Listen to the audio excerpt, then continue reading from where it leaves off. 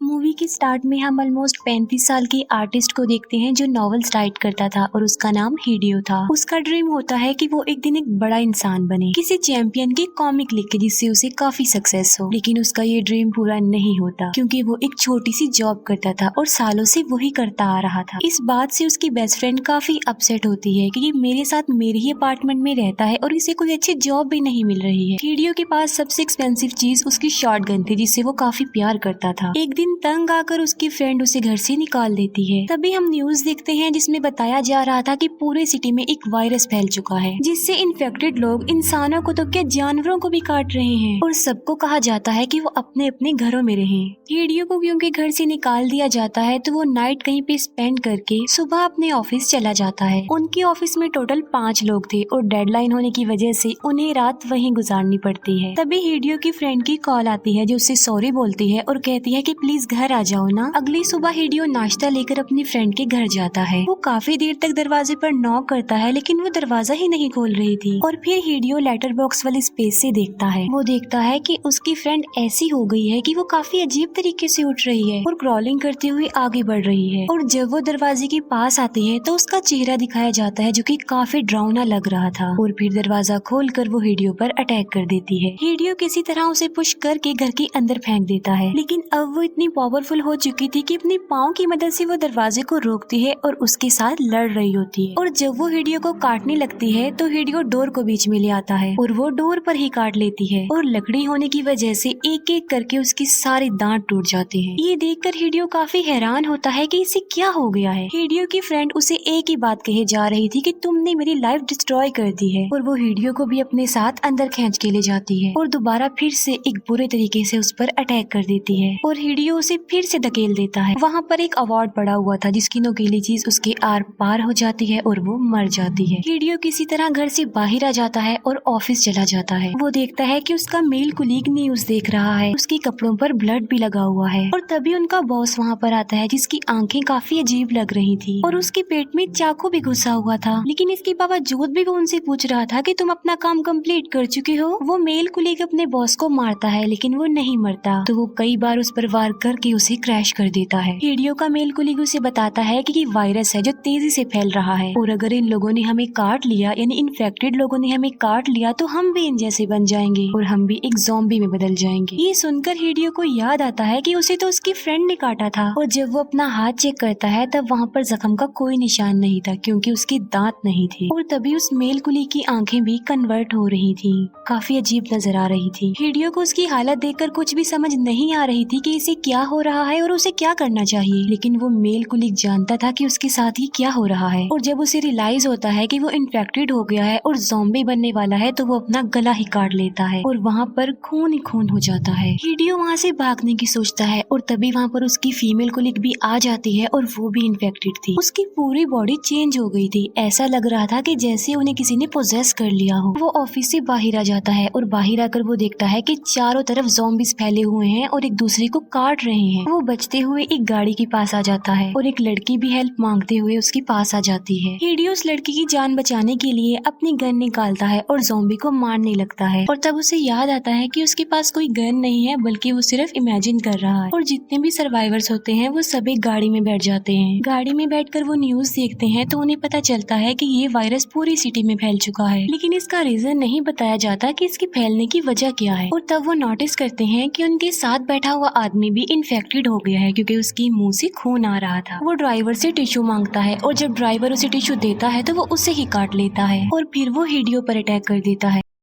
Hideo से बचने के लिए उसे गाड़ी से बाहर फेंक देता है और खुद भी गिरने लगता है लेकिन वो किसी तरह उसे रोड पर फेंक देते हैं और वो फीमेल सर्वाइवर हिडियो को बचा लेती है। और अब ड्राइवर भी इन्फेक्टेड हो गया था। वो काफी इमोशनल हो जाता है। वो कहता है कि मैंने अपनी लाइफ में कभी भी रूल्स को नहीं तोड़ा और ये कहते ही वो स्पीडली गाड़ी चलाने लगता है और इस दौरान वो कई गाड़ियों से टकरा भी जाता है और फिर उनकी गाड़ी क्रैश हो जाती है और उनका काफी बुरा एक्सीडेंट होता है और इस एक्सीडेंट की वजह से वो ड्राइवर मारा जाता है। थोड़ी देर गुजर जाने के बाद बाद उन सर्वाइवर्स को होश आता है और वो गाड़ी से बाहर आ जाते हैं। एक्सीडेंट की वजह से गाड़ियों के जरिए सारा रास्ता ब्लॉक हो चुका था। अब ये लोग उस वायरस के बारे में इंटरनेट पर सर्च करते हैं तो उन्हें पता चलता है कि ये वायरस इंसान को डिफेक्टेड बना देता है, जिससे उसकी आदतें, उसकी पर्सनैलिटी सब करप्ट हो जाती हैं और इंसान अपने पास्ट में ही लाइफ स्पेंड करता रहता है। यानी जो वो अपनी डेली रूटीन में करते हैं वो वही करते रहेंगे। जैसे अगर कोई ऑफिस वर्कर है तो वो ऑफिस में जाता है, अगर कोई शेफ है तो वो कुकिंग करता रहेगा। और यही नहीं बल्कि वो पहले से बहुत ज्यादा पावरफुल हो जाते हैं और उनकी पूरी बॉडी बदल जाती है। और फिर उन्हें उम्मीद की किरण नजर आती है जब उन्हें पता चलता है कि ऊंचाई वाली जगह जैसे माउंटेन्स या कोई भी ऊंचाई वाली जगह हो, वहाँ जाकर ये वायरस खत्म हो जाता है। और इन्हें अपने से कुछ डिस्टेंस पर एक माउंटेन नजर आता है और वो उसकी तरफ चल पड़ते हैं। रात हो जाती है तो वो लोग एक जगह पर रात गुजारते हैं और उस लड़की का नाम हिरोमी था। हिरोमी और हिडियो एक दूसरे को अपना नाम बताते हैं। हिरोमी हिडियो के साथ खुद को सिक्योर फील कर रही थी। नेक्स्ट मॉर्निंग हिडियो देखता है कि हिरोमी की गर्दन पर काटने का निशान है जो ब्लैक हो चुका है। हिडियो उठता है और उस पर बंदूक तान देता है, जिस पर वो कहती है कि मुझे एक छोटे से बच्चे ने काटा था और वो बच्चा काटने की वजह से इन्फेक्टेड नहीं हुआ था बल्कि मदर फीडिंग की वजह से हुआ था। लेकिन हिडियो उसे नहीं मारता, ये सोचते हुए कि अगर हम माउंटेन पर चले गए तो ये बच जाएगी। और हिडियो उससे प्रॉमिस करता है कि मैं तुम्हें कभी भी छोड़कर नहीं जाऊंगा, मैं तुम्हें बचा लूंगा। वो दोनों जंगल के रास्ते माउंटेन तक जा रहे होते हैं, लेकिन जैसे जैसे वो ऊपर जा रहे थे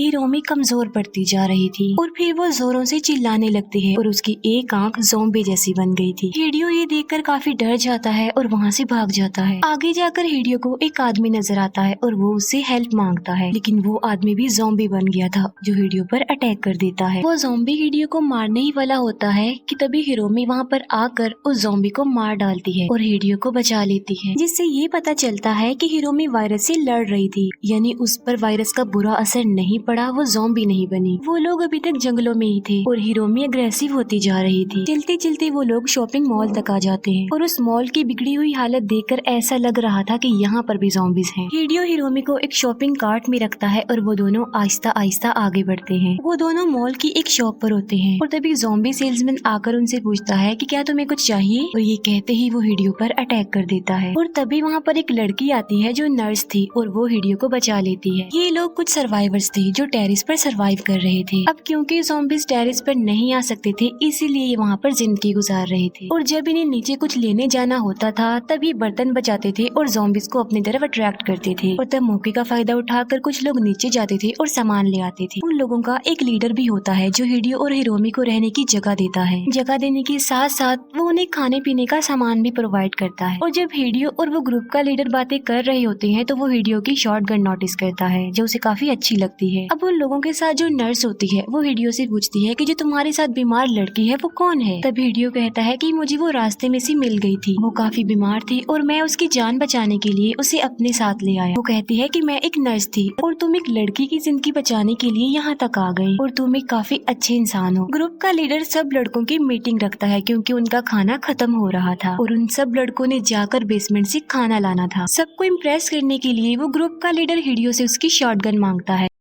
लेकिन हिडियो उसे अपनी शॉटगन देने से इनकार कर देता है क्योंकि वो उसे बहुत प्यार करता था। और जब हिडियो उसे अपनी गन नहीं देता तो उस ग्रुप के लोग हिरोमी को टेंट से घसीटते हुए बाहर निकाल देते हैं और कहते हैं कि हम इसे मार डालेंगे। वो लोग काफी मुश्किल में फंस गए थे, लेकिन तभी हिरोमी होश में आती है और जब वो देखती है कि उसे दो लड़कों ने पकड़ा हुआ है तो वो उन्हें बहुत बुरे तरीके से मार डालती है। इसी दौरान उसकी आंख पर लगी हुई पट्टी भी हट जाती है और सबको पता चल जाता है कि ये इन्फेक्टेड है और इसीलिए उस ग्रुप का लीडर हिरोमी पर एक तीर से वार करता है जिससे वो बेहोश हो जाती है और बाद में हिडियो से उसकी गन भी ले ली जाती है। इसी वजह से सब उसके अगेंस्ट हो जाते हैं और उस पर काफी गुस्सा करते हैं और साथ साथ उसे लीडरशिप से भी हटा दिया जाता है। और अब वो लोग खुद हिडियो की गन पर कब्जा करके बैठ गए थे। वो नर्स हिरोमी को चेक करती है और हिडियो को बताती है कि ये अभी मरी नहीं है, ये भी जिंदा है। ग्रुप के सब लोग वहाँ आते हैं और जबरदस्ती हिडियो को अपने साथ ले जाते हैं खाना लाने के लिए। नर्स हिडियो को यकीन दिलाती है कि मैं हिरोमी का ख्याल रखूंगी। वो सब लड़के ध्यान करते हुए आहिस्ता आहिस्ता नीचे उतर जाते हैं, लेकिन वहाँ पर कोई ज़ॉम्बी नहीं था। मॉल में जाकर वो लोग खाना जमा करने लगते हैं। अब ग्रुप का जो लीडर था वो सबसे अलग हो जाता है क्योंकि वो सबसे बदला लेना चाहता था और वो फ्लोर के स्पीकर पर लाउड म्यूजिक लगा देता है और सॉन्ग की आवाज सुनकर सब ज़ॉम्बीज वहाँ आने लगते हैं और उन पर अटैक कर देते हैं। हिडियो जब ये सब कुछ देखता है तो वो जाकर एक कबर्ड में छुप जाता है। वहाँ पर एक ज़ॉम्बी था जो इन लोगों को देखकर और सॉन्ग की आवाज सुनकर अजीबोगरीब हरकतें कर रहा था। उसे देखकर ऐसा लग रहा था कि जैसे वो उस सॉन्ग से इम्प्रेस हो रहा है, उससे पावरफुल हो रहा है और वो एक काफी लॉन्ग जंप लगाता है और टेरिस पर पहुंच जाता है जहाँ पर बाकी सर्वाइवर्स थे और वो काफी लोगों को इन्फेक्टेड कर चुका था। वो नर्स हिरोमी को लेकर एक जगह पर छुप जाती है और नीचे आने लगती है। नर्स के पास एक वॉकी टॉकी था जिसके जरिए वो बाकी लड़कों से कांटेक्ट करने की कोशिश करती है और उनसे हेल्प मांगना चाह रही थी। अब जो लड़कों वाला वॉकी टॉकी था वो हिडियो के पास ही गिरा हुआ था और हिडियो उसे देख लेता है और जब वो नर्स की आवाज सुनता है तो मौका मिलते ही वो बाहर आ जाता है। वो कहता है कि मैं हिडियो, मैं अभी जिंदा हूँ, तुम लोग भी बेसमेंट में आ जाओ। और वो नर्स हिरोमी को लेकर बचते बचाते नीचे आ जाती है और रास्ते में उसे ग्रुप का लीडर मिलता है जो कि इन्फेक्टेड हो गया था और वो उस पर अटैक करने लगता है। एक ज़ॉम्बी हिडियो को भी काटने लगता है लेकिन उसने इतनी ज्यादा घड़ियां पहनी हुई थी कि वो ज़ॉम्बी के काटने से बच जाता है और वो उसे मारकर आगे बढ़ जाता है। काफी ज्यादा सर्वाइवर्स अब मर चुके थे और हिडियो अपनी शॉटगन वापस भी ले लेता है और थोड़ी देर गुजर जाने के बाद उसे वो नर्स मिल जाती है लेकिन वो देखता है कि नर्स के पीछे एक ज़ॉम्बी खड़ा हुआ है और वो उस ज़ॉम्बी को शूट कर देता है। इसी दौरान उन्हें एक और सर्वाइवर लड़का मिल जाता है और वो सब लोग अपनी जान बचाना चाहते थे लेकिन उनके दोनों तरफ ज़ॉम्बीज़ ही ज़ॉम्बीज़ थे, बचने का कोई रास्ता उनके पास नहीं था। और एक साइड पर हिडियो उन ज़ॉम्बीज़ को अपनी गन से मारने लगता है। वो अपनी शॉर्ट गन से काफी ज्यादा ज़ॉम्बीज़ को मारने में कामयाब भी हो जाता है। दूसरी तरफ बाकी सर्वाइवर्स ज़ॉम्बीज़ से लड़ रहे थे। ज़ॉम्बीज़ तादाद में काफी ज्यादा थे और पावरफुल भी थे लेकिन फिर भी ये लोग बहादुरी से उनका मुकाबला करते हैं और हार नहीं मानते। ज़ॉम्बीज़ और सर्वाइवर्स के बीच एक काफी बड़ी फाइट होती है और फाइनली वो सब ज़ॉम्बीज़ को मारने में कामयाब हो जाते हैं। बाहर आकर वो तीनों लोग एक गाड़ी में बैठते हैं और माउंटेन के लिए निकल जाते हैं क्योंकि वो हिरोमी की जान बचाना चाहते थे। और ये मूवी यहीं पर खत्म हो जाती है। Thanks for watching.